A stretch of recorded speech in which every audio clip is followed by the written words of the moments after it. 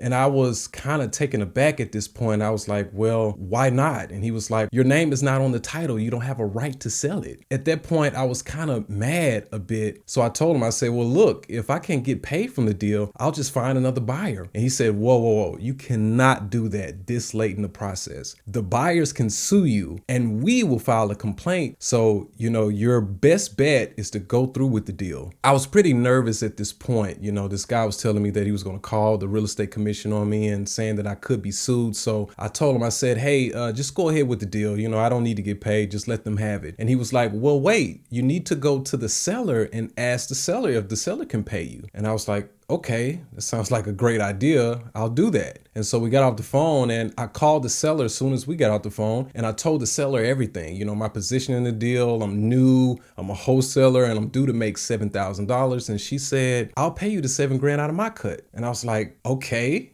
That sounds great, thanks. Because she did not have to do that. She wasn't obligated to pay me in any way, but she did. So a couple of days later, we went to close, and then after closing, she gave me a check for $7,000. I got really lucky in my first wholesale deal. There was 3 mistakes that I made